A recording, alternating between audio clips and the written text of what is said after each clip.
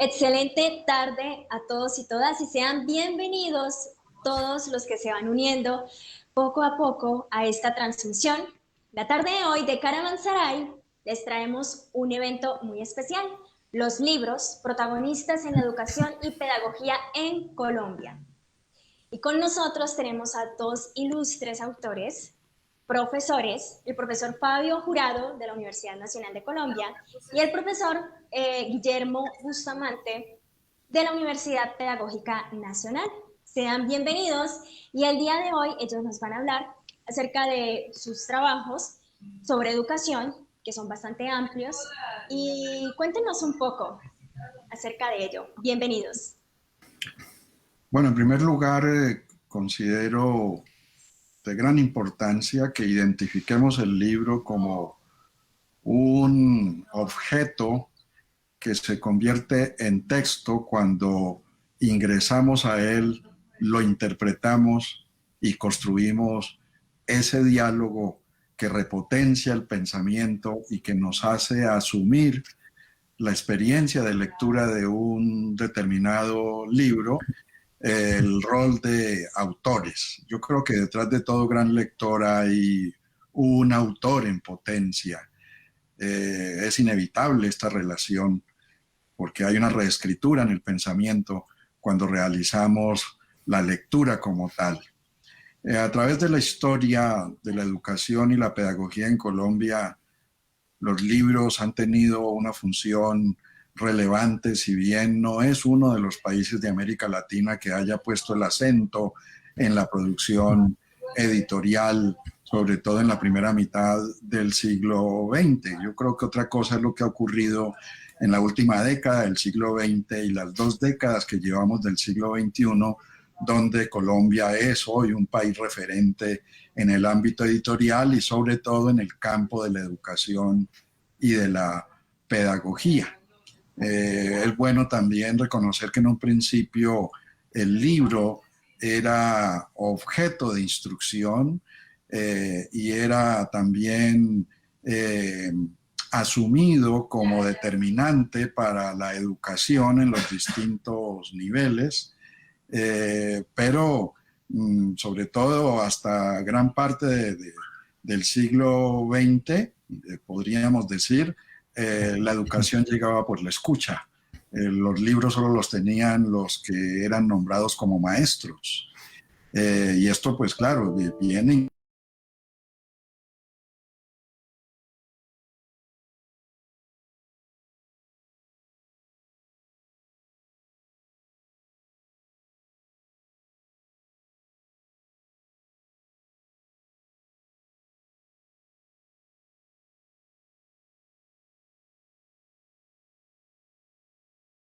Reanudamos conexión después de un pequeño problema técnico. Entonces el profesor Fabio Jurado nos estaba hablando sobre lo que deberíamos entender como un libro, primero que todo. Entonces les pedimos que continúen. Sí, estábamos señalando cómo hay una historia asombrosa de los libros desde que se creó la imprenta con Gutenberg en adelante. Hay que reconstruir la historia de la educación paralelamente a la historia de los libros. Hubo momentos como los del Renacimiento y hacia adelante, donde los libros eran solo poseídos por los maestros y sobre todo por los sacerdotes que instruían, y los estudiantes no tenían acceso a ellos, a los libros, así que la educación estaba orientada a través de la escucha. Y esto es bien interesante, porque es también para analizar cómo la atención de los estudiantes, siguiendo la lectura de quien lee, en la pretensión pues de enseñar fenómenos, conceptos, categorías, etcétera, luego se da la interacción oral a partir de lo comprendido. Pero llamaba la atención sobre cómo en Colombia ha sido muy tardío el acceso a los libros.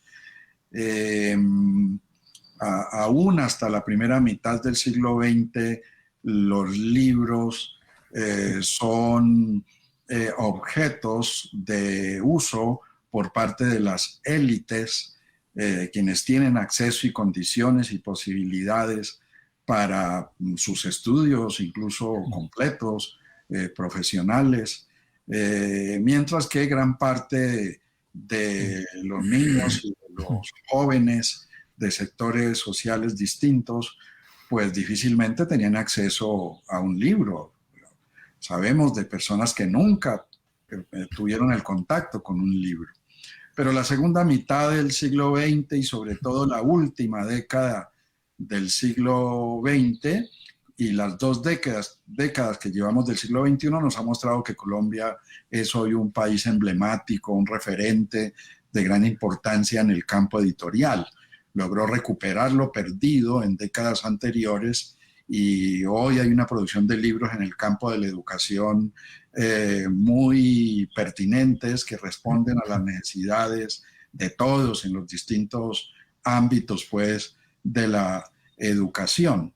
Los libros hay que identificarlos como mediadores y como mediadores son interlocutores, porque detrás de un libro, cuando es abierto e interpretado, hay en potencia un autor. Habría que decir que el lector, todo lector es potencialmente un autor.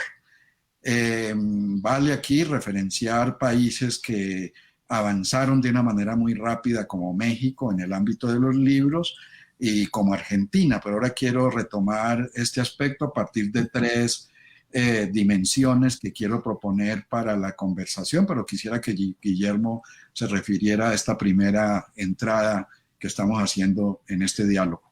Sí, algo muy breve. Me parece que la llegada, el acceso del niño al libro no solo ha sido tardía, como señala Fabio, sino también en un cierto sentido problemática.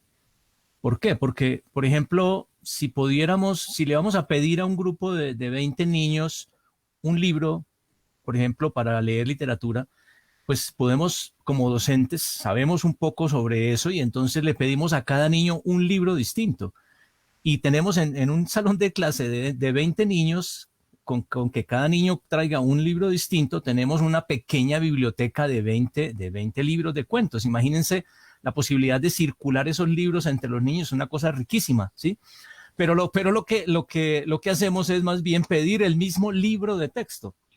Y entonces se condena completamente eso que está diciendo Fabio y es esa dimensión de lector y de escritor. Porque el libro de texto, por supuesto hay libros de texto muy buenos y hay de todo tipo de libro de texto, pero en general, digamos, esa mediación es un poco problemática porque efectivamente no es como el verdadero libro que el niño podría tener en sus manos de cuentos, sino que más bien tiene indicaciones, tiene resúmenes de los libros, ya tiene interpretaciones previas. Entonces, me parece que esa llegada del libro a la escuela tan importante, porque efectivamente pasar de que el libro solamente lo manipule, digamos, el docente a lo que lo puedan manipular los niños, me parece muy importante, pero con ese ingrediente y esa dimensión, digamos, del libro de texto está muy atada al tema del comercio. Los libros no están construidos para problematizar un poco la posición de los niños frente a los diversos saberes, sino que más bien tienen un sentido instruccional y entonces van a facilitar, no a problematizar, no a producir ese contacto, digamos, que el docente efectivamente quiere producir en el niño con los problemas, con los temas, los objetos de conocimiento. Uh-huh. Yo quiero proponer entonces tres ámbitos en la conversación que atañen a todos los lectores, a todos los académicos, los docentes, y que hacen parte de la memoria de lo que somos. De un lado, hablar un poco de los libros que nos formaron. Esto no quiere indicar que más allá de los maestros que tuvimos, los libros están por delante. No, yo creo que ya hay una relación entre los libros y los maestros que nos provocaron a continuar en una ruta como esta, ruta muy exigente que implica mucha disciplina y que finalmente se asume por una obsesión, porque somos obsesivos con los libros y todo lo que se relaciona con ellos, como hablar sobre los libros, escribir sobre los libros, leer de manera continua, discutir a partir de los libros. Y entonces, el otro ámbito que quiero que abordemos está relacionado con los libros que proponemos, ya sea en el trabajo que hacemos como docentes, como investigadores, o ya sea como ciudadanos del mundo, que siempre encontramos a alguien con quien conversar y que cuando sabe que somos autores nos preguntan alrededor de la experiencia de ser autor, que es lo mismo que ser lector en el caso nuestro. Los libros que proponemos. Y por último, un poco alrededor de qué libros destacamos entre los que escribimos. Y yo quisiera iniciar entonces con lo primero, los libros que nos formaron. Tenemos una coincidencia con Guillermo y es que provenimos de la misma universidad donde cursamos el pregrado. Somos licenciados en educación con énfasis en literatura. Yo iba un poco adelante de Guillermo, creo que 2 semestres más, y tuvimos la oportunidad de tener grandes maestros que eran grandes lectores. Todavía no se hablaba de la investigación como una necesidad sentida como tal, la investigación regulada por la institución. Sin duda, claro, hacían investigación nuestros maestros, pero de manera independiente. Esto del registro del proyecto de investigación es más ya de la década de 1990 en adelante, pero antes los profesores investigaban de manera independiente e iban mostrando los resultados de sus investigaciones y por supuesto las universidades avalaban y reconocían, pero no tanto formato y tanto monitoreo administrativo y burocrático de las investigaciones, que son inevitables pues por los controles de los recursos que se aplican a las investigaciones. Tuvimos profesores que invocaban por la lectura de fuentes primarias. Este es un asunto que yo quiero aquí resaltar e invitar a todos quienes nos acompañan en esta conversación, que son maestros de distintos niveles, el que tratemos incluso con los niños mismos de transición en adelante hasta la universidad, de leer fuentes primarias, no resúmenes, no condensaciones de lo que dicen los libros. Esto implica, claro, tener criterios para saber elegir cuáles libros. En nuestro caso, en la licenciatura que cursamos, para mí ha tenido un gran peso Cratilo o del lenguaje de Platón. Un profesor que trabajaba la filosofía y la psicología proporcionó criterios, ideas de base para entrar a ese diálogo magistral clásico como es Cratilo del lenguaje, que yo ubico como el punto de partida de las reflexiones sobre el lenguaje. Yo creo que todos los que trabajamos en el área de las ciencias del lenguaje y aún en el campo de la educación con énfasis en otras áreas, Cratilo del lenguaje es un libro que es un diálogo dentro del libro que se llama Diálogos de Platón, fundamental, decisivo, porque ayuda a que el pensamiento se abra a partir de dilemas, de preguntas, que luego van a ir entronizando con fuentes posteriores como las de San Agustín. Pero quiero referenciar solo de los diálogos de Platón, Cratilo o del lenguaje. Yo quisiera decir sobre eso más que un libro, porque por ejemplo me hiciste acordar del trabajo con un gran profesor que es Fernando Cruz Cronfli, que entre otras empezó también con un diálogo de Platón, que era Hipias Mayor o de lo Bello, ¿no?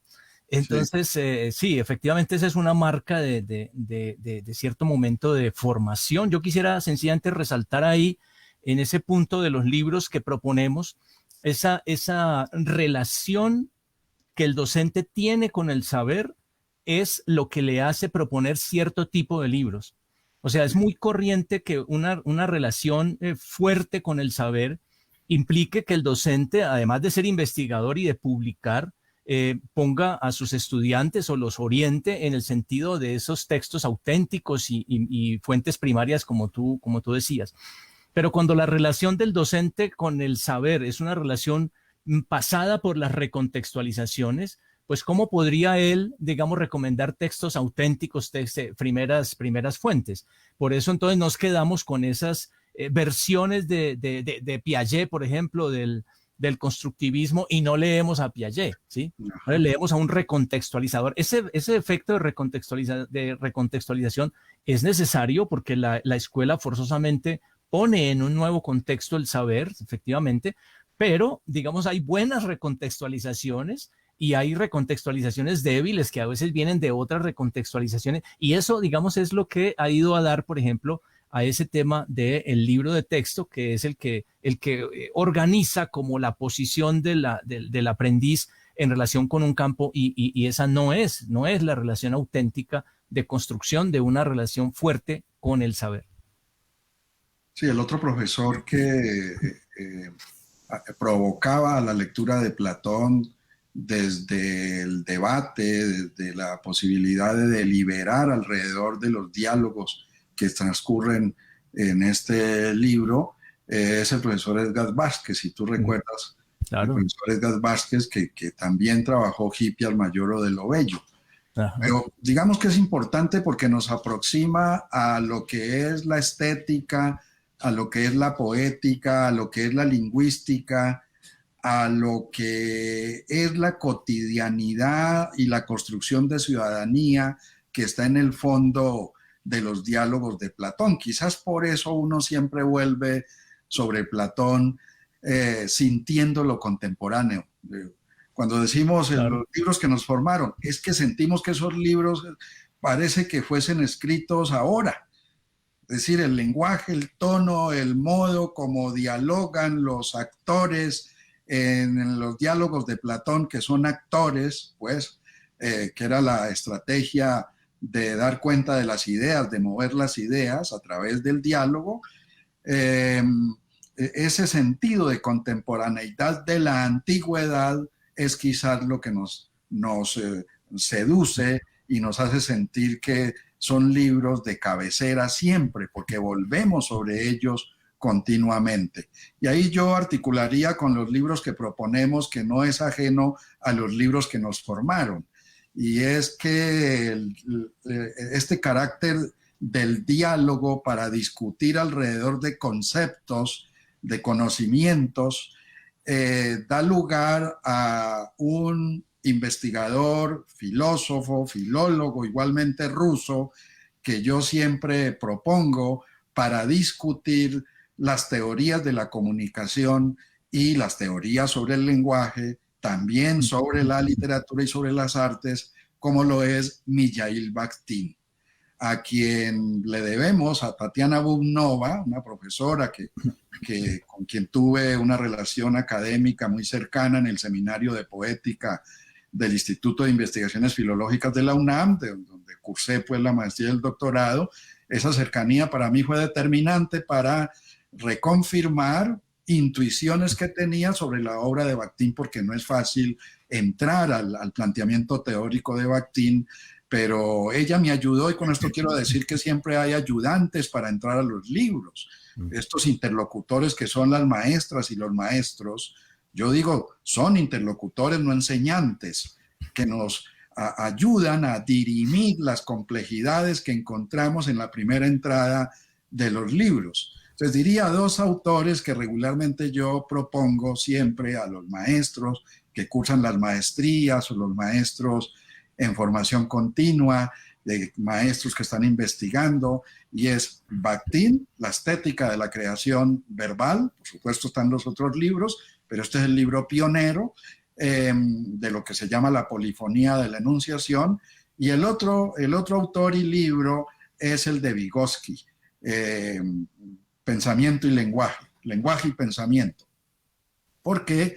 porque son dos libros que dialogan. Casi nadie lo ha planteado así. Hay algunos trabajos en México al respecto, pero casi nadie ha buscado el puente entre Bakhtin y Vygotsky, que tuvieron una cercanía temporal en sus estudios, en sus investigaciones. También Vygotsky pues es ruso, pero este libro, Lenguaje y Pensamiento, para mí es determinante para todos los intelectuales, los maestros, los estudiantes en general, porque proporciona elementos para comprender cómo es que aprendemos y cómo hacer sentir en los otros la importancia de aprender en aras de la construcción de democracia, que es allí lo que está de fondo en el sentido de los libros y el desarrollo del pensamiento.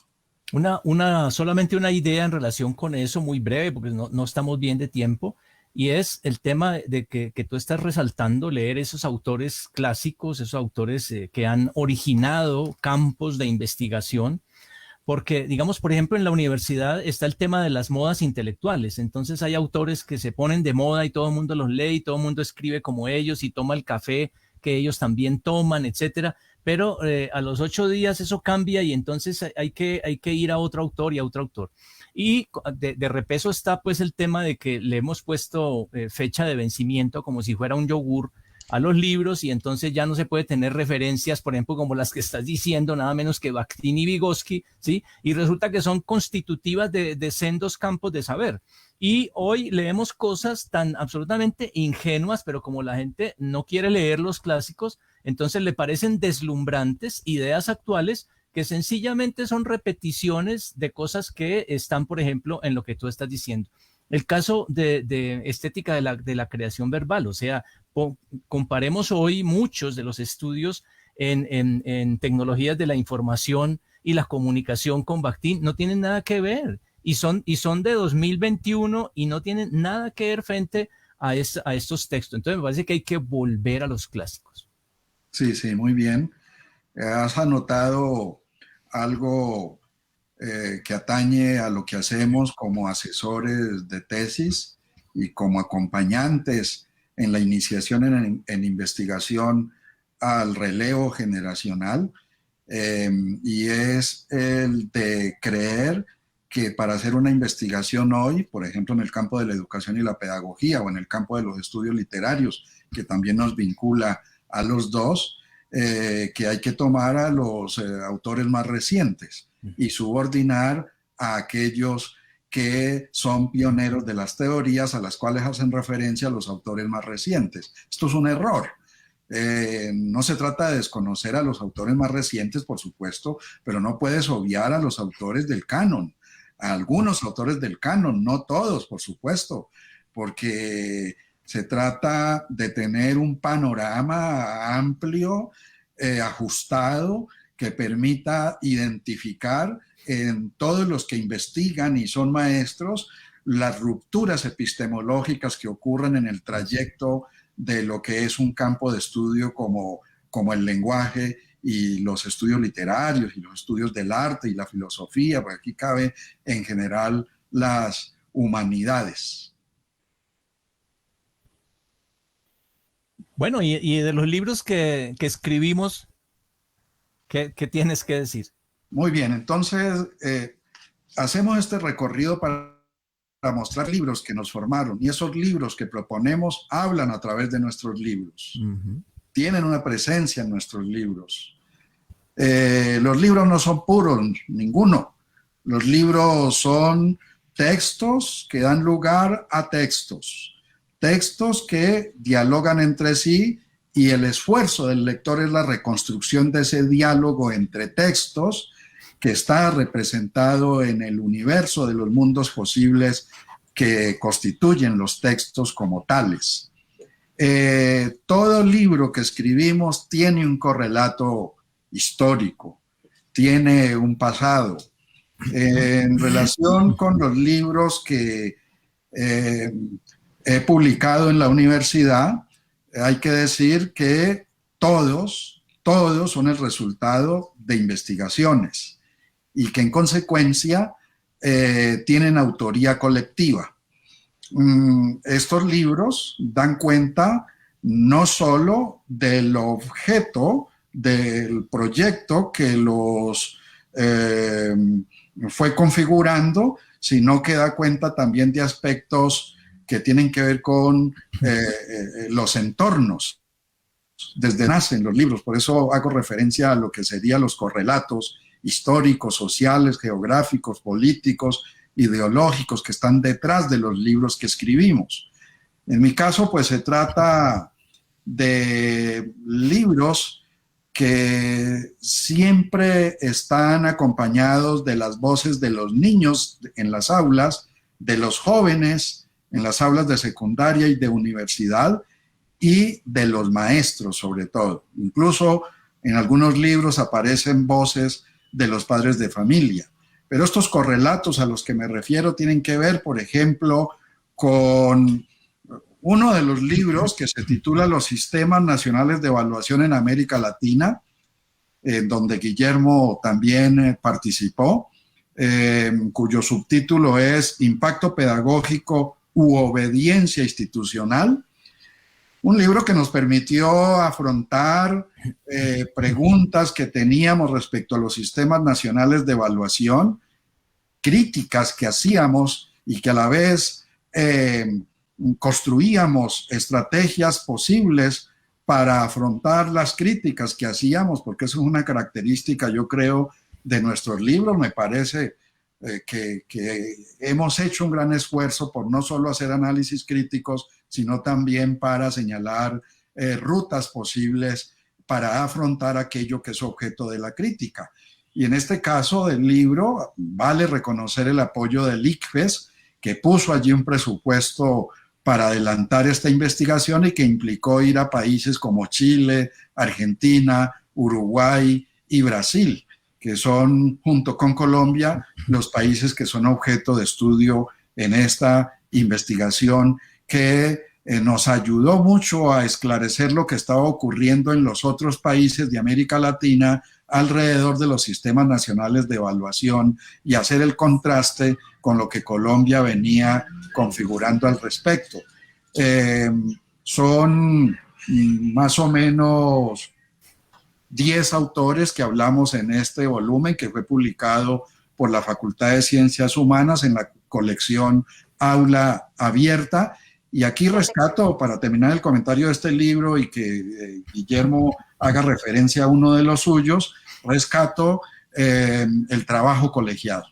Definitivamente tener pares que te preguntan sobre planteamientos escritos a medida que la investigación va avanzando y se van escribiendo los borradores para el informe que luego tomará cuerpo como libro, pues es determinante, lo cual indicaría también en la perspectiva bakhtiniana que es muy relativo el autor o los autores de un libro, porque lo que hacemos es llevar voces de otros y remodelarlos discursivamente de acuerdo al perfil del libro que buscamos producir, pensando en audiencias amplias. Este es otro criterio que me parece fundamental, no solo para académicos especializados, sino para audiencias indeterminadas, amplias, interesadas en saber qué es eso de un sistema nacional de evaluación, qué es eso de las pruebas externas,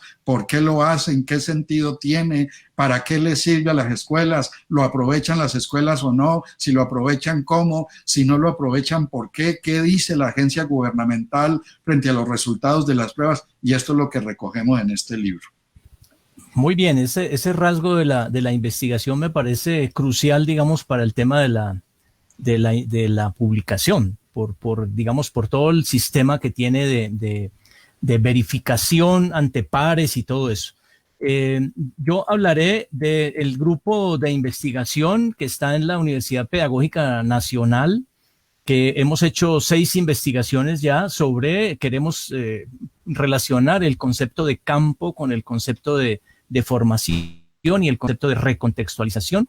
Y ahí nos han publicado, digamos, un par de libros, uno que se llama Metodología e Investigación, una discusión a propósito de la teoría de campo. Es un libro colectivo y como parte de esas mismas investigaciones, otro libro 2 años después, que se llama Investigación y Educación hacia una teoría de campo. Ahora me referiré a otros publicados en otras editoriales.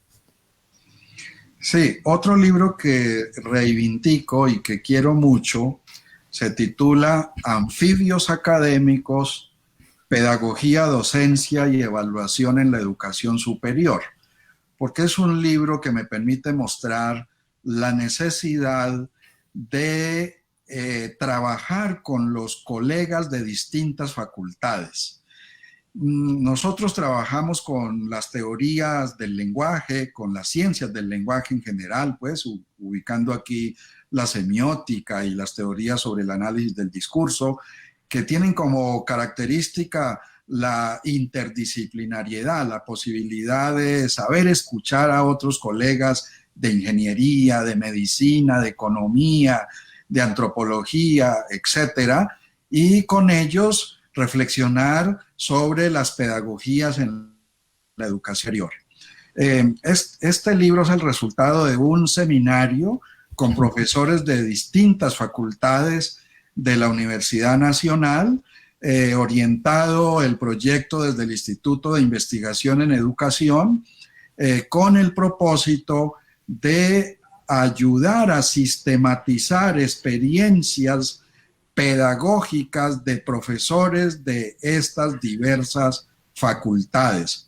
Pero lo que yo más resalto es cómo un profesor de ingeniería agrícola, por ejemplo, que veía como muy difícil escribir un artículo académico para un libro académico, a medida que se va avanzando en el seminario, en un proceso de retroalimentación a partir de borradores, va surgiendo el trabajo y es asombroso cómo finalmente los profesores descubren que son autores. Pero es un semestre de trabajo intenso con una sesión semanal donde se trabaja siempre a partir de borradores según la experiencia de cada profesor en el trabajo con los estudiantes, y según fuentes que como coordinador del seminario vamos proponiendo como apoyo según sean los borradores mismos que van entregando.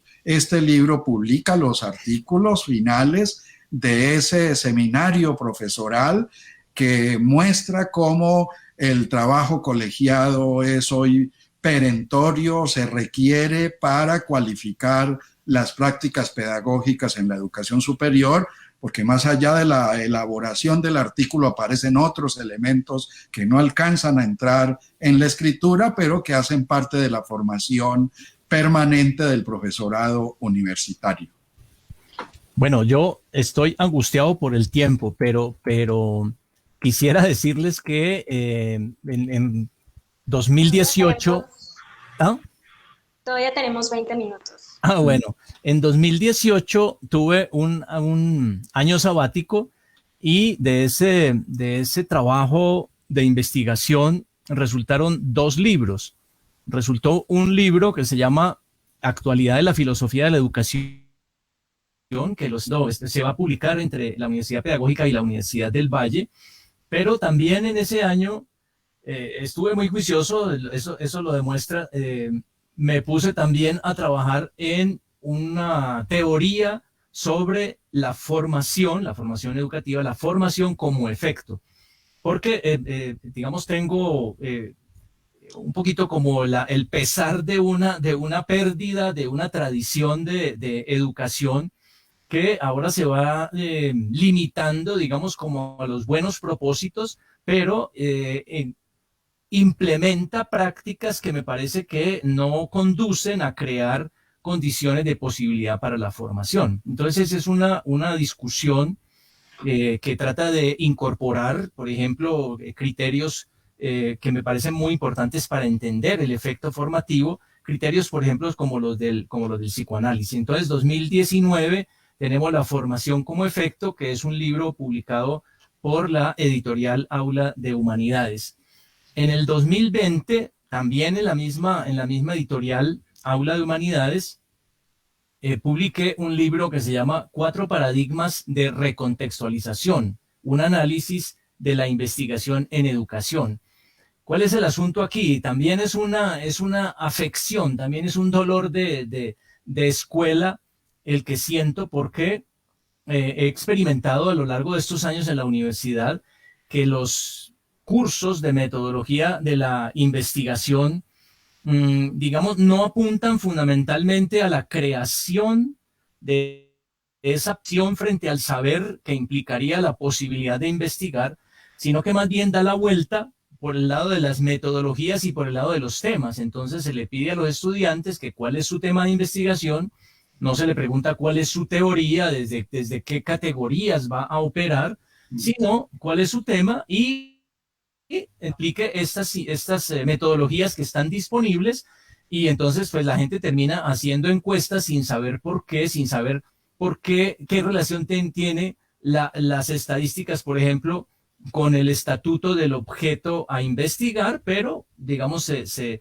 opera en esa dirección, y pues al final no hay una relación fuerte con el saber. Entonces estuve investigando durante mucho tiempo, entre otras con unos colegas de la Universidad San Buenaventura de Cali, sobre este tema de las modalidades de formación en investigación en la universidad. Y entonces encontré esos 4 paradigmas, pero no basado en temas de autores, ni de temas, ni de tendencias teóricas, ni nada, no, sino bajo una consideración teórica que toma, digamos, los principios de la lógica modal, y a partir de ahí se determina esos cuatro paradigmas. Su turno, profesor. El libro, la lectura en las escuelas de la periferia, quizás se aproxime a estas ideas que plantea Guillermo en relación con las metodologías para la investigación. Digamos que en principio pues hemos estudiado teorías relacionadas con la investigación cualitativa, con la etnografía, todo lo que atañe a la hermenéutica o el modo de proceder con datos que se recogen en el desarrollo de una determinada investigación, pero eso nunca se mantiene como lo plantean los teóricos en metodología. Realmente la investigación misma va determinando los rumbos, sus rutas, y por supuesto, claro, hay que estar atentos para en determinado momento no caer en ese forzamiento de conceptos, categorías y métodos prediseñados para la investigación, que me parece un prejuicio tremendo, que nos toca lucharlo mucho con los estudiantes de las maestrías, porque está ese imaginario de que primero es el método. ¿Cuál es el método? Cuando lo primero, en efecto, como dice Guillermo, es el enfoque teórico conceptual, lo que está en mi cabeza, lo que he podido aprovechar desde el pregrado. Desde ahí tengo que arrancar, es decir, desde lo que tengo como acervo cognitivo. Y luego sí, digamos, las metodologías van tomando cuerpo, pero según la necesidad de la investigación misma, no antes. Si uno lo pone en el proyecto es solo por considerarlo posible, ¿no? Posible, pero siempre en investigación lo posible se transforma y da lugar a otros procesos. En este libro, publicado también en Aula Abierta de la facultad, yo rescato mucho el correlato que introduzco para cada una de las regiones en donde estuve, porque es un proyecto de investigación que se adelantó entre Colombia, Guatemala y Ecuador, con la zona rural, y está orientado a las comunidades afrodescendientes y las comunidades indígenas de los 3 países. Yo quería saber qué pasa con las pruebas del Laboratorio Latinoamericano de la Evaluación de la Calidad de la Educación, porque había participado directamente en el grupo de lenguaje en este proyecto, que es respaldado por UNESCO, y yo quería saber qué pasa con los resultados en las comunidades indígenas bilingües y en las comunidades afrodescendientes. Y estuve en una escuela en Guatemala de un pueblito pequeño donde habían aplicado la prueba y la escuela era bilingüe. Y ahí pude entender que realmente hay unas interferencias, unos problemas que casi nadie identifica, y es que un niño que es bilingüe y que recibe la prueba en castellano requiere de un tiempo mayor que aquel que se le asigna a quien tiene la lengua materna como la principal. Y de otro lado, en relación con las comunidades afrodescendientes, yo me preguntaba, pero ¿cómo se pretende que hagan lectura crítica si aquí no hay libros? Si escasamente están las cartillas deterioradas de Escuela Nueva, pero no hay ni una enciclopedia, ni un libro de cuentos, ni de poesía, ni de leyendas. ¿Cómo se tiene la pretensión de que los niños de tercero y sexto grado accedan a lo que llamamos la lectura crítica? Y por otro lado, también lo relacionado con la formación de los docentes, que al preguntarles por el programa de UNESCO no sabían absolutamente nada. O sea que el gobierno, en este caso el ICFES, tenía ese compromiso, no había enviado resultados, ni había propuesto estrategias para analizar los resultados. Y esta es una constante en nuestros libros, tanto en los de Guillermo como en los nuestros del Grupo de Investigación en Evaluación. Y es seguir insistiendo que se requiere establecer el puente entre la evaluación externa y la formación de los docentes, que cuando no se logre ese puente, la evaluación externa es inútil porque no logra impactar para nada a las comunidades. Y esto es en el fondo lo que se recoge en este libro, aparte de narrativas que doy lugar allí en Cauca, donde me decían, profesor, no vaya hasta allá porque allá está la situación muy delicada, y yo pues siempre persisto en lo que me propongo, y eso estaba en el proyecto, y logré llegar a la escuela en una zona de verdad fuerte, dura, pero debo decir aquí que siempre los grupos armados de distinto perfil han respetado el trabajo de la Universidad Nacional. Fabio, el último libro que yo quería mencionar se inscribe exactamente en lo que estabas diciendo, y además es un libro compilado por los dos. Es un libro que se llama Evaluación y Área de Lenguaje. Pues ya has comentado mucho de este contexto. Este libro lo sacamos en la editorial Aula de Humanidades, pensando un poco en recuperar una cantidad de información, de ensayos escritos en la época en la que se introdujo en Colombia el asunto de la evaluación masiva de la educación, porque pues estábamos bajo prohibición, digámoslo así, porque trabajábamos para el ICFES, tratando de fundamentar esas nuevas pruebas, porque las pruebas que se abrieron con el Sistema Nacional de Evaluación a partir del 91, antes de la Ley General de Educación, eran pruebas novedosas. Digamos, el ICFES tenía experiencia en un cierto tipo de pruebas, pero no tenía experiencia en pruebas de evaluación de la calidad. Por lo tanto, mucha de esa información circuló, digamos, entre los ámbitos de los investigadores que estábamos tratando de aportar una nueva manera de mirar el asunto de la evaluación y una nueva manera de preguntarle a los niños. Y pues quisimos ahora en este momento con Fabio, porque ya ha pasado tiempo suficiente, quisimos con Fabio recuperar toda esa información que nos parece que es de mucha utilidad, tanto para establecer la historia del proceso de evaluación de la calidad en Colombia, de las pruebas masivas, tanto como los aportes que se le pueden hacer, en este caso a los profesores del área de lenguaje, en la medida en que se explicitan en estos artículos las teorías que los investigadores trajeron a cuento. Se explicitan esas teorías en relación con las posibilidades de interrogar lo que sucede en el área de lengua materna, independientemente de que esa manera de evaluación esté atada a pruebas de naturaleza masiva o de otra naturaleza. Sí, cabe resaltar lo que señala Guillermo para llamar la atención sobre la importancia de socializar los resultados de las investigaciones, de mover las ideas que se construyen en el país y que toman cierta distancia respecto a ideas en otros países. Es muy interesante lo que en evaluación hemos podido aprender, contrastándonos con investigaciones que en el mundo se han hecho sobre este tema de la evaluación.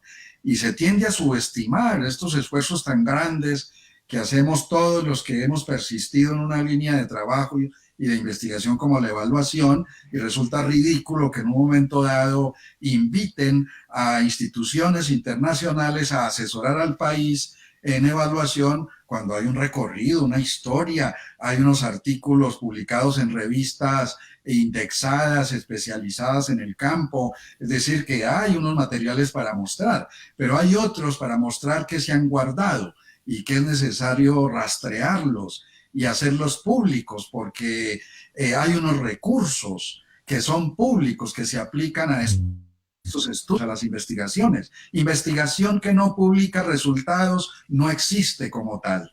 Y quiero también rescatar un evento muy interesante en la experiencia que se recoge en este libro al que se refiere Guillermo, y es el momento en el cual se le pide a Colombia fundamentar un sistema nacional de evaluación y diseñar pruebas estandarizadas para niños de tercero, quinto de primaria y luego para séptimo y noveno.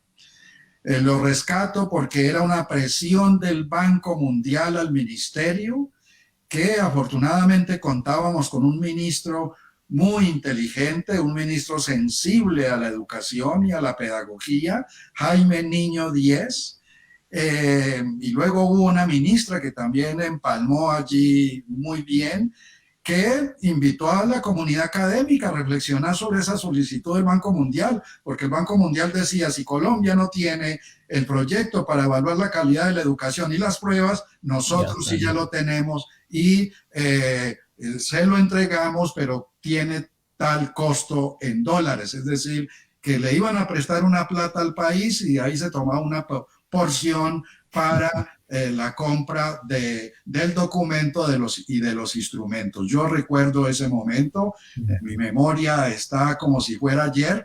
Reivindicamos profesores como José Granés, que ya no está aquí con nosotros, que participó en ese trabajo colegiado, Jorge Charum, igualmente de la Universidad Nacional, de Física, de Ciencias, y trabajaban la filosofía muy bien, eran habermasianos al lado de Carlos Augusto Hernández. Y por supuesto las consultas que hacíamos a Carlo Federici, que fuimos a la casa de Carlo Federici a preguntarle sobre ese reto que nos habían encomendado. Lo cierto es que, para cerrar, diría que frente a las presiones de los organismos internacionales lo que se requieren son contrapropuestas, y que esas contrapropuestas con el tiempo se hagan públicas. Y es lo que aparece en este libro que hemos compilado con Guillermo. No se trata de ser obedientes, sumisos, resignados, como está ocurriendo en los últimos años, en la última década. Todo lo que dice el BID, todo lo que dice el Banco Mundial, entonces hay que acogerlo y aplicarlo, incluso con instrumentos que ya tienen. ¿Qué nos ha pasado aquí de lo que fue la década del 90 a lo que son estas 2 décadas del siglo XXI? No sé, es necesario indagar, profundizar en las causas por las cuales esa fuerza propositiva de los intelectuales de la década del 90 se ha extraviado.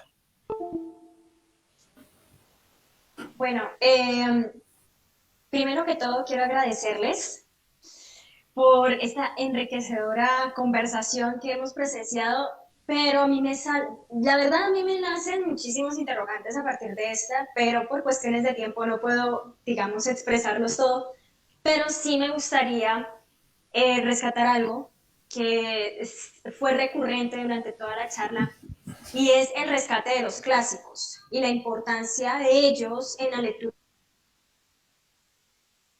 crítica. Entonces me planteaba varios escenarios porque, primero, la relación actual que se tiene con la literatura desde el punto de vista, más que todo en la clase de lenguaje, en los colegios es un poco, no se quiere rescatar como el hecho como de vamos a socializar y vamos a hablar del libro que estamos leyendo, sino lo toman como casi como una competencia de lectura o una jornada de lectura, pero no se intenta sacar algo de allí. Y de pronto es por este proceso mecanizado de lo que estaban hablando al inicio y cómo hoy en día se ve ese efecto de esta mecanización de las guías de estudio y las diferentes planes de aula que se llevan. actualmente en las diferentes materias. Entonces, la idea sería, digamos, desde mi punto de vista, o sea, la pregunta, desde mi punto de vista como profesional interesada en el área de educación y en especial en la creación de libros y contenido de este tipo para las aulas de clase, es mejorar, claro, la relación que tienen los estudiantes con la literatura y con los libros, que los lean en serio y como incentivar el hecho de socializar lo que se está leyendo. Sin embargo, debido también a la realidad que se ve en las aulas de la cantidad de estudiantes que hay en un aula, el uso de guías y de libros de texto en colegios es importante porque ayuda a sintetizar un poco el trabajo y ayuda a, pues, a ser más sencillo, por decirlo así, el trabajo del profesor y también de calificación. Entonces, ¿creen ustedes, desde su experiencia y especialidad en todo esto, una forma de acoplar ambos, o por lo menos qué características que tendrían que tener estos libros de texto para no convertirse en una fábrica de personas mecánicas que responden solamente preguntas que están ahí explícitas y leen solamente los textos que están ahí explícitos dentro de un libro?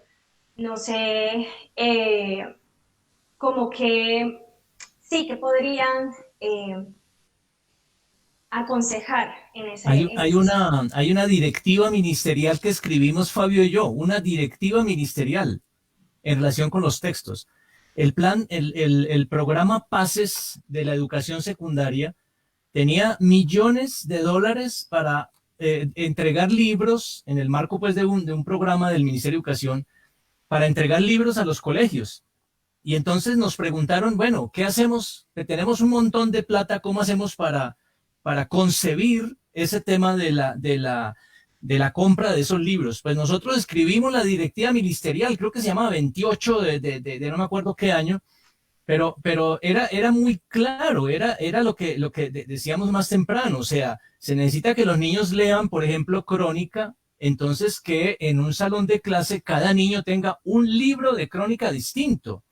El tema de la complejidad del trabajo, digamos, es paradójico en el sentido de que, claro, tú crees que el trabajo se te multiplica porque son 20 niños con 20 libros de crónica, con 20 libros de cuentos, con 20 libros de ciencias naturales, entonces se te va a volver muy complicado. No, porque no se trata de que tú eres la que coordina todo el trabajo, sino que ahora hay la posibilidad de repartir un poco ese control, esa evaluación entre los mismos pares, ¿sí? Para que efectivamente ellos accedan a los libros, a libros auténticos y no a versiones de libros, digamos, orientadas por por supuesto, plausible orientación pedagógica, pero que no pone en contacto a los niños con los libros reales. O sea, si yo me enamoré de la literatura, yo no puedo aceptar que los niños lean un libro de texto o que lean a Chopra o a Coelho, ¿sí? En la clase porque eso es más sencillo. No, perdón, yo me enamoré de la literatura, los niños tienen que leer literatura. Ahora, ¿cómo hago para enamorarlos a ellos de la literatura? Pienso que esa decisión sobre los libros es muy importante en la generación de ese amor por la literatura, por los temas de estudio. Sí, se titula Hacia una diversidad de textos en el aula, el material que se publicó, porque como ya lo dijimos, nosotros hacemos grandes esfuerzos de publicar por aquello que nos pagan las agencias gubernamentales, en el sentido de socializar lo que hicimos, no guardar, no ocultar, no engavetar, sino mostrar aquello por lo cual hizo que fungiéramos de consultores, de asesores, que lo hemos sido del Ministerio de Educación y del ICFES en distintos momentos, así como de secretarías de educación. Ahí en ese material invitamos a los docentes a resemantizar lo que se llama el texto escolar y contrastamos texto escolar con libro de texto. Texto escolar es el texto que se asume en el contexto escolar, que puede ser una antología de cuentos, una antología de poesía, de crónicas, de leyendas, que se vuelve escolar porque es objeto de trabajo en el contexto escolar. Y el libro de texto lo que proponemos es que sea un material de consulta, de apoyo, complementario, que solo se usa cuando hay la necesidad de buscar cosas que están allí contenidos en el libro de texto, cuando éste tiene cierta calidad, que esa es otra discusión que habría que dar en relación con la calidad, en lo que tiene que ver con los componentes cognitivos, contenidos, curriculares y pedagógicos de los libros de texto. Pero cierro señalando al respecto de la pregunta que hace Dioseline, y es la importancia de considerar la pedagogía por proyectos para que los estudiantes se entusiasmen por explorar, indagar, contrastar, observar, todo lo que atañe a la investigación. Lo que hemos hecho nosotros con las investigaciones lo hacen también los niños, si la escuela lo posibilita, si propicia las condiciones. Y ahí, por ejemplo, yo estoy proponiendo a partir de la pandemia que los niños y los jóvenes en los colegios editen libros, porque tenemos una cantidad de textos gratuitos que circulan por la web. Es decir, en distintos portales podemos bajar cuentos de autores clásicos, crónicas, cartas, poemas. Y la invitación es: hagamos libros no para la escuela, sino para el mundo de afuera, para los abuelos, para los adultos, con toda la edición que compromete la calidad de un libro, que tenemos también la herramienta, pues, con el uso de la tecnología digital, y por supuesto el trámite del ISBN y todo lo que le da autoridad a lo que llamamos un libro, autoridad institucional, pues. Yo creo que es una ruta de aquí en adelante, cómo hacer cosas con palabras, y entre esas cosas están los libros. Maravilloso, muchas gracias, profesores Fabio y Guillermo. Muchas gracias por contestar mi pregunta. Definitivamente he aprendido muchísimo, espero que nuestros espectadores también. Y como enseñanzas, no olvidar toda la gran cantidad de investigación que se ha hecho en nuestro país, por ejemplo, por parte del profesor Fabio y Guillermo, en educación. No hay necesidad de irnos tan lejos. Ellos ya se han tomado el esfuerzo de realizar algo, labor, investigaciones serias que nos pueden enriquecer y están contextualizadas en nuestro como país. Entonces, muchísimas gracias de nuevo al profesor Fabio Guillermo. Muchas gracias a todos nuestros espectadores por acompañarnos en este conversatorio de hoy. Espero que lo hayan disfrutado tanto como yo. Y nos vemos ya ahorita en la siguiente. Nos falta todavía unos para que no nos abandonen, no se vayan. Y muchísimas gracias. Muchas gracias y espero que volvamos a estar en un nuevo conversatorio. Muchas gracias. Bueno, hasta luego. Chao, gracias.